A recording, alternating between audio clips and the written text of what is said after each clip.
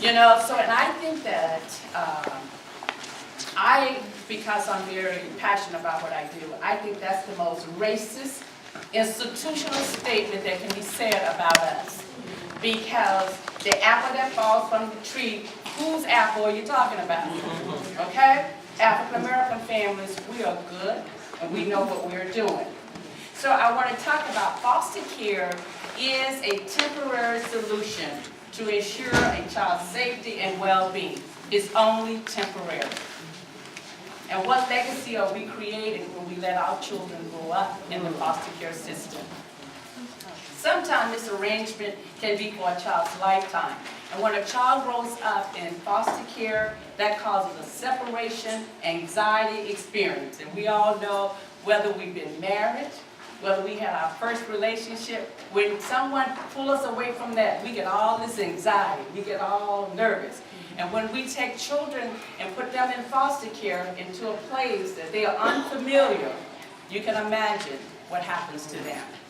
So foster care happens when a child is removed from a birth parent or from a primary caregiver for abuse, neglect, abandonment.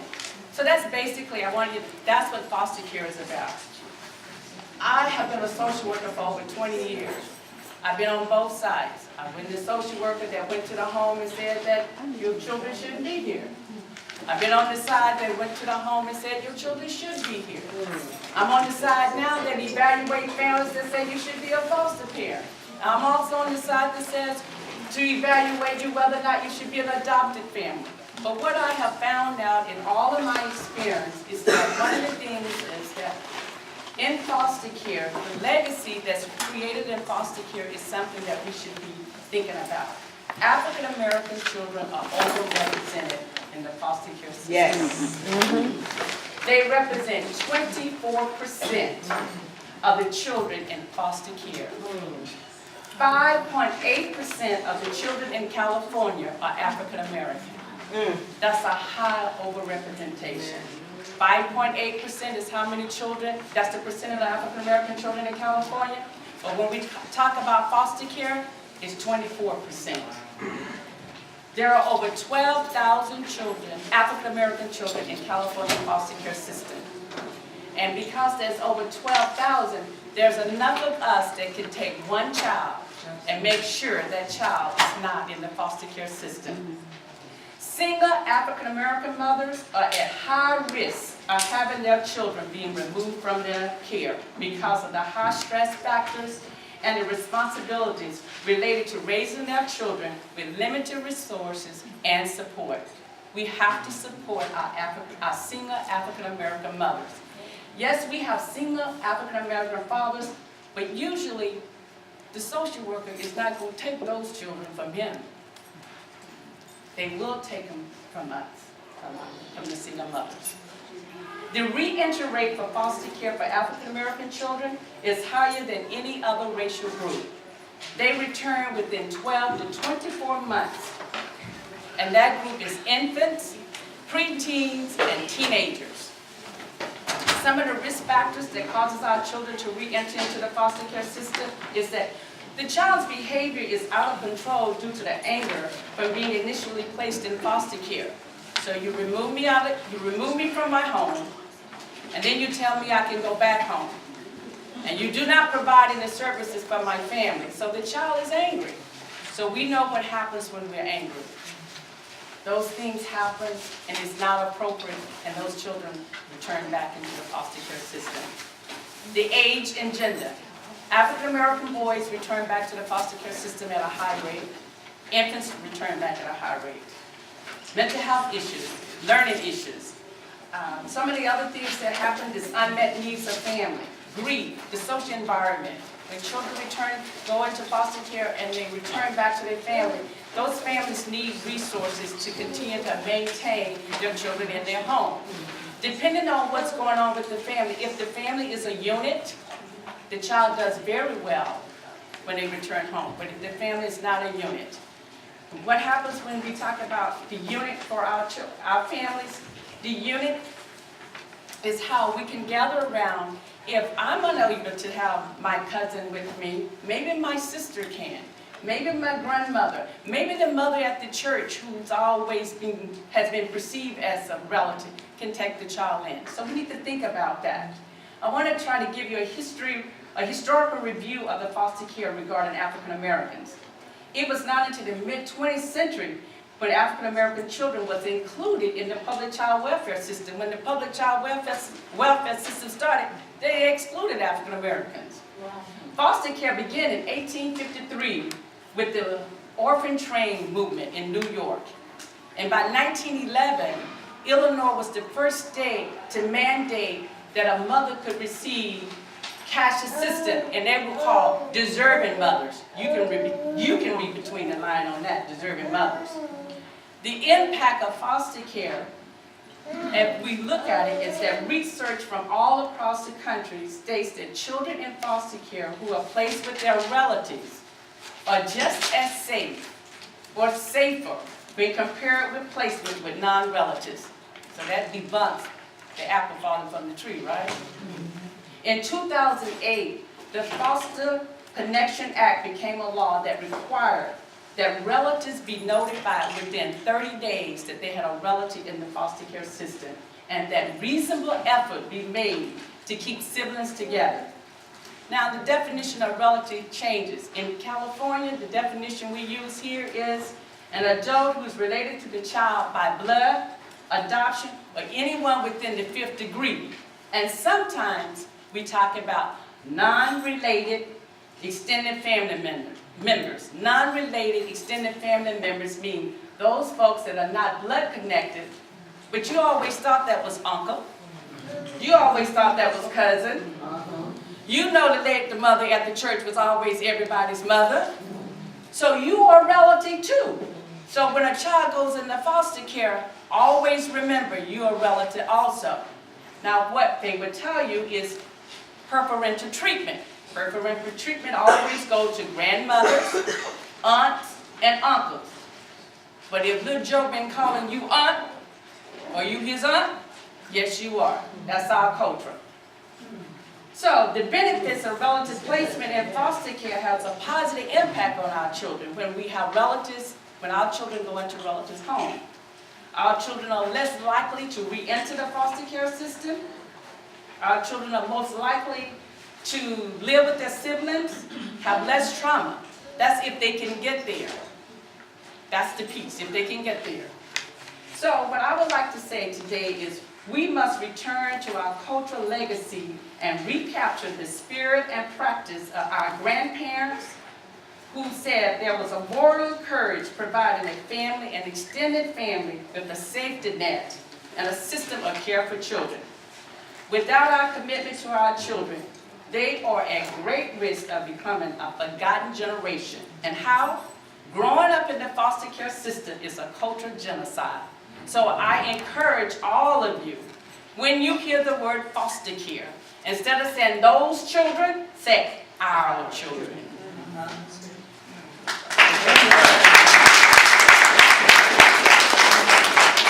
Thank you so much, Cora. One thing, I was listening to you and you said 58% African children here. It is 50%. 50% of them are African American. 24%. 24%.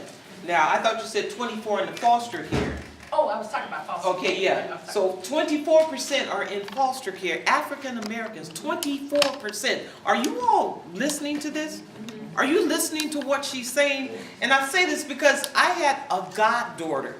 But you mean me trying to be a pastor, and I said, okay, I'm not an aunt, I'm a godmother. That don't fly. I couldn't get insurance for my goddaughter because I was not a relative. And you just said it. I'm keeping her.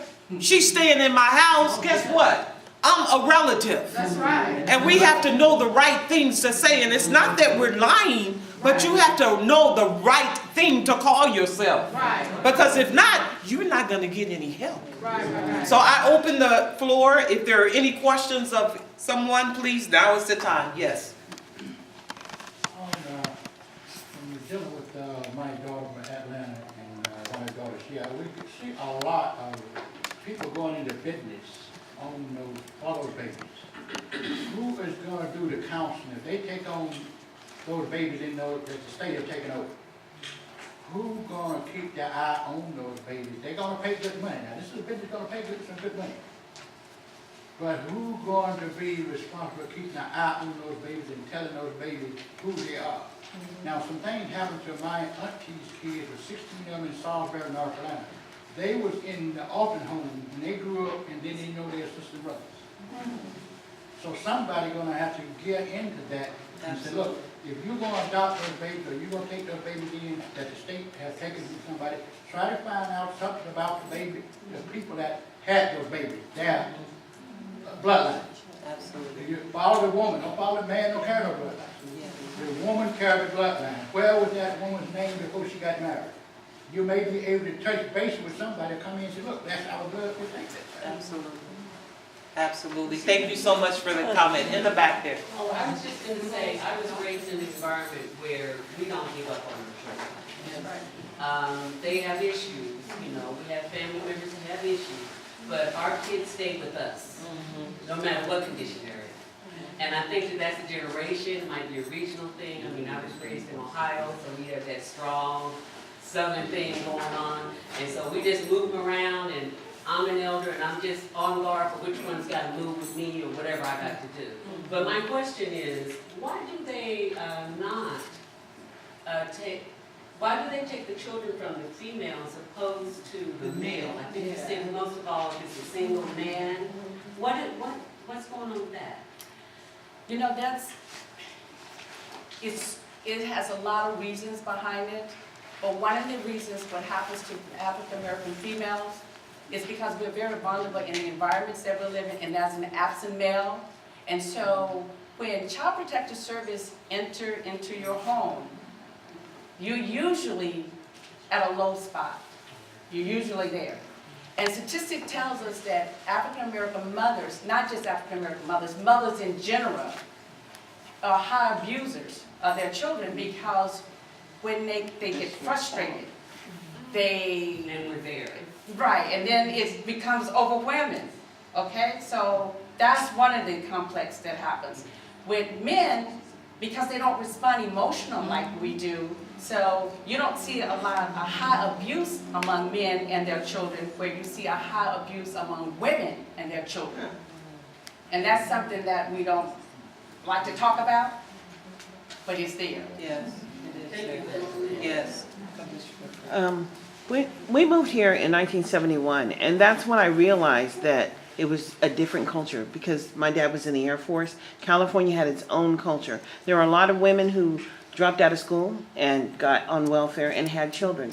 And those women, children had children before. I mean, they're great-great-grands right now. I'm not a grandmother. My son is 28 years old. And I find that, you know, that willful defiance that allowed the state to come in and support women, young women, also destroyed them, because their children had children early, and those children had children early. And the behaviors are out of control. But there's no additional opportunities to learn after high school. High school is what you get. You don't get anything else. So there are no parenting workshops that are established in Sacramento for African Americans to help other African American females understand what their responsibilities and roles are as a parent. There's just nothing. Our churches really don't get into it. It's a personal issue, but it should be a God issue, and it's not. We have so many children, and the money that is generated by the foster care system in Sacramento. If you're non-relative, you could get up to $1,700 for a jug baby, I'm understanding, in some cases. And so what we don't understand is that these people are buying homes in wealthier neighborhoods with the little black pickaninny children running 2 or 3 that are paying their mortgages. And when they get 18, they're gone. So, you know, but it's a community responsibility to gather and have this. This is the first conversation that I've ever been to in a room where we're really talking about issues that have affected us over a time frame. This is a time frame of 30 years or more. And no one has ever stepped up to come together. Yeah, we have a little meeting and they come and they want to provide services to you. I don't need anybody providing services to me. I need to be taught how to provide my own services. My mother always made us stick together as women and males in our family. So we are a family unit. But most people are not family units. And so therefore, those children got left early, and those children got left early, and they are out there with no guidance, no support. They're just out there, and it's frightening. Thank you. Thank you so much. There's a lot of what to say. I really appreciate Cora's comment and all of us being here. And I wanted to say this is a large issue in our community. And when we look at the high number of black children in the system, what I figure is that that number represents that amount of money coming in the state from federal dollars. So if you look at it, if you keep kids in the system, then that's guaranteed amount of money coming into the state for one. The other thing is, black women have always been the backbones of our community. However, we haven't had the support that we needed from the system, and frankly, a lot of times, on a larger scale, we haven't supported each other the way that we needed to. Okay? So with everything that's happening now in our communities, with our children, and with the information now being more, there's being more dialogue about our children in the foster care system, and they're being cattle like a business for some people. We need to do something about it because the system is not, but that's only going to happen if we begin to make room in our homes for our own children in our community and understand that we are a village. We talk about that village model, but we really need to become that, not just for our children, but for the survival of our own community. Absolutely. Because if Yes. we wait for other people to do it, you know what, it ain't gonna happen. Just look around what's happening now. It's not gonna happen.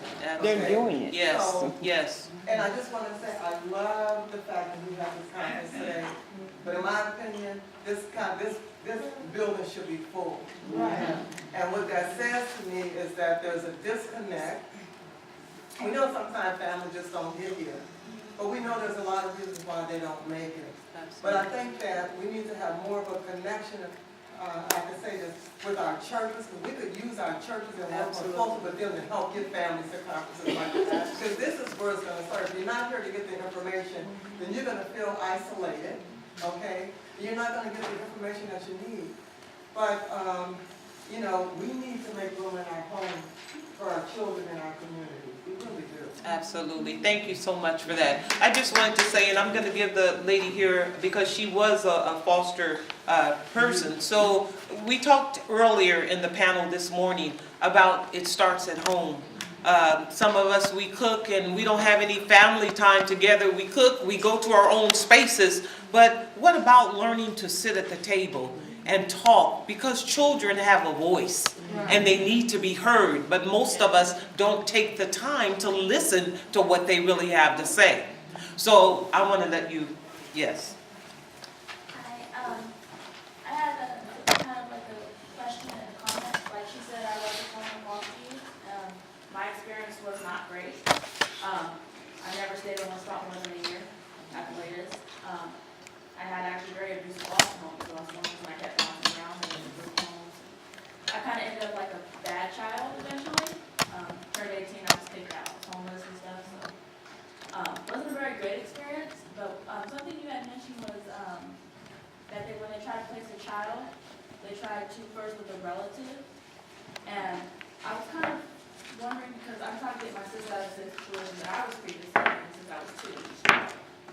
And they won't place with me because they said that I'm not able to be her guardian because I was a former foster mom. And I didn't think that was correct because I figured, well, I know what she's going through. I've been through the system. It's not a great spot. I mean, for some, yes, there were some good parts, but for what she's going through, kids need to be placed with their families at all costs. I don't think they should be taken away and thrown to another state or into a random spot and not know what's going on. It should be at least, okay, I know this is my real sister, or I know this is my real uncle. Yeah. So I'm trying to keep her from that, but they told me that since I was a former foster youth, I couldn't take a child who's been in foster care, and she's been in and out of foster care, I couldn't take her since I was from a foster youth and she's a former foster youth. And I didn't think that was fair. So I was wondering, is there like, is something I can go around that or something how I can fight that, you know, to prevent her from going the route I went? Well, I'm a social worker, so I don't know everything about it. However, I never heard of someone couldn't be a foster care because you was in the foster care system before, because that's an active recruitment that agencies use. If you was a former foster youth, you understand how a child was. If you had loss and you had grief. So I'm not quite sure. Now, the law passed in 2008, and it says that relatives must be notified. And you, her sister, and preferential treatment goes to grandparents, number one, siblings, number two, aunts and uncles. So maybe, I don't know what that is, but you can always file a grievance. You have that alternative, because that's what that was the whole purpose of the Foster Connection Act in 2008. And that act said that you had to notify relatives. Then it also included what they call family finding, meaning that if the child was in foster care in one state and a relative was in another state, that relative in the other state needed to be notified. So it's not just, it stops in one state. Not knowing exactly what that's all about, but you can file a grievance. That's the law. And sometimes you have to talk to people like that you know the law. It's the Foster Connection Act of 2008. That's important to remember, and I'm gonna let missionary Judith. What you need to do is Sacramento County has it's a treatment team when you were in foster care. What you need to do is, if you're a member of a church, if not, you need to find you a good church. And you have one of the members of the church who is a stable person in the community. I've done it for many foster kids. And line up, and you need to sit down and be able to articulate where you're going to live, where they're going to live, what resources you're going to have to help your sister. And then you take I've done it for others. You go in there with someone who is stable, who is going to support you. And that, I'm going to tell you where you're going to get that. You're going to get it in the church. And they may not be able to take you in their home, but I've gone and personally with young women like you to that meeting and come out with that child going with you. So your sister will be with you. But first, you're going to have to get you a team of support around you. I'll be glad to talk to you afterwards, to take up time, but you can get your sister. But you got to understand how our systems operate. And you got to get in the church to get you some support. Absolutely. You need support so that you can provide some support to your sister, because you're going to get her if you want her. Absolutely. Thank you so much, missionary Judith. And I thank you because I have actually